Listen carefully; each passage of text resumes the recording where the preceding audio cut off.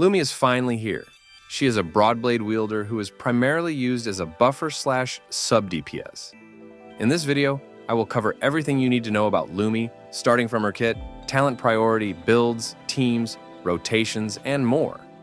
Without any further ado, let's jump right into it. Lumi has two modes, yellow light mode and red light mode. You can switch between these modes by using her resonance skill. The yellow light mode and red light mode have two different playstyles. Red light mode is like a normal melee resonator, where you do basic attacks, heavy attacks, and dodge counters. In yellow light mode, Lumi starts doing ranged basic attacks. In this mode, she cannot do dodge counters or heavy attacks. Instead of dodging, she starts sprinting and shoots lasers at enemies called glitter. This damage is considered as basic attack damage. Her resonance liberation is just one instance of damage. It is helpful for concerto generation. While switching from yellow mode to red light mode, Lumi will pounce towards the enemy. And while switching from red to yellow, Lumi will jump away from the enemy. These attacks get enhanced by her Forte circuit. Lumi gains her Forte circuit stacks in yellow mode through her intro skill, her basic attacks, her ranged attacks while sprinting, and enhanced resonance skill. In red light mode, there's only one method. It is by hitting the enemies with normal attacks, which includes the basic attacks, heavy attacks, dodge counter, and plunge attacks. After the Forte circuit is filled, the resonance skill gets enhanced. The damage from this skill is considered as basic attack damage. While switching from yellow mode to red light mode by using the enhanced resonance skill, the multiplier of her red light basic and heavy attack is increased. The multiplier boost lasts for only 4 basic or heavy attacks. These enhanced attacks recover more Forte stacks. While switching from red mode to yellow light mode by using the enhanced resonance skill, the multiplier of her ranged attacks while sprinting is increased and restore additional Forte stacks. This boost lasts for 6 attacks. Casting her outro skill consumes all Forte stacks obtained in her current mode and shoots lasers if the number of stacks consumed is more than or equal to 25. Every 25 stacks consumed generates 1 extra laser beam, up to 4 lasers. Her first inherent skill gives her 10% electro damage bonus when in red light mode. The second inherent skill increases her attack by 10% for 5 seconds after using her enhanced resonance skill. Lumi's main buff and utility to the team comes from her outro skill. It gives 38% resonance skill amplification for 10 seconds to the next character you switch into. An additional info about Lumi. Whenever you switch into Lumi, she will always be in red light mode. That is her melee mode. Even if you switch out of her while she is in yellow mode, the next time you switch into her, she will be in red light mode. But when you switch into her through intro skill, she will be in yellow light mode and her Forte circuit will get completely filled. For her talent priority, prioritize her Forte circuit, followed by her liberation. Then, you can level her intro skill, resonance skill, and basic attacks if you want. The resonance skill and basic attacks get replaced by her Forte circuit, so you can skip leveling them. Moving on to her sequences. Lumi's sequences are not that great except her last sequence. The first sequence just recovers some stamina after using her enhanced skill.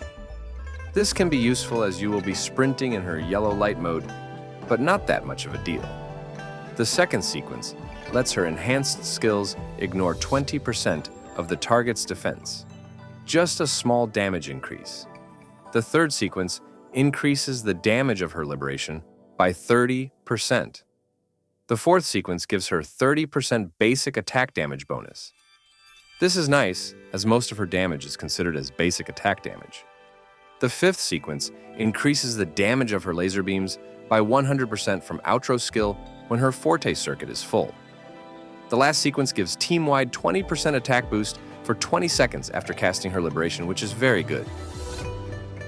Moving on to her echoes. Just like any other sub-DPS, the best echo for Lumi is going to be 4-piece Moonlit Cloud set, with the Impermanence Heron Echo skill for buffing your main DPS. Lumi's personal energy generation is quite bad. But her liberation is a very important part of her kit to consistently fill her concerto energy bar. It becomes more important with her 6th sequence. I recommend getting around 50 to 60% energy regen on her. For her echo stats, crit on the 4-cost echo, double electro damage, or a combination of 1 electro damage and energy regen or attack percent on 3-cost echo and attack percent on the 1-cost echo.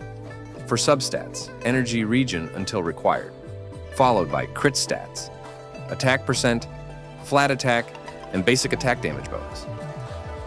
Moving on to her weapons. If you wish to play Lumi just as a cheap support and do not care about her damage, you can use the Discord Broadblade, as it helps with concerto energy generation, shortening her rotation, and gives 51.8% energy, covering her energy requirements. Her damage is not that big of a deal, so using her as a cheap support can be a good choice if you wish to save your resources. But if you want damage from her, then here's the weapon ranking.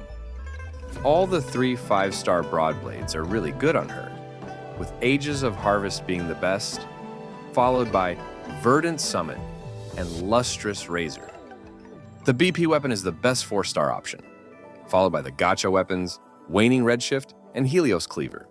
If you don't have any other option, the craftable weapon, Broadblade 41, is conditional, but a good alternative as long as you can maintain its passive. Moving on to her team comps. Lumi specializes in buffing the resonance skill damage, so she will be used with characters that deal most of their damage from resonance skill. Zhezhi becomes the best partner for Lumi, as most of her damage is from resonance skill. However, Zhezhi needs characters that can deal coordinated hits, and Lumi does not have that. So you need to use Verena or Baiji as the sustain support. Do note that Zhezhi is Lumi's best partner, but Lumi is not Zhezhi's best partner. What I mean is, there are better options like Zhezhi or Yinlin. Changli and Chixia are some other characters that can deal a good amount of resonance skill damage. In 2.0, we might have some more characters that can deal a good amount of skill damage, which will increase Lumi's utility. For buffing resonance skill damage, Lumi is currently the best one if we only consider the raw buff.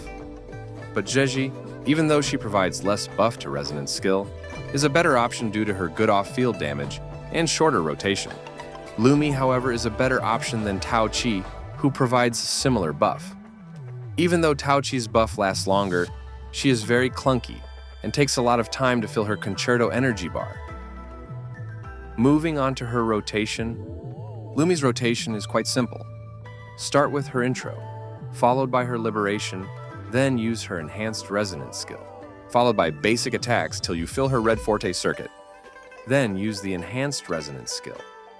Sprint till her forte is filled again, and use her enhanced resonance skill. Use the Heron Echo skill and swap cancel. If you manage to get some dodge counters, you can shorten her rotation accordingly. And that's all for this video. Let me know in the comments what you think about Lumi. Don't forget to like and share the video and subscribe for more Wuthering Waves content. Thanks for watching.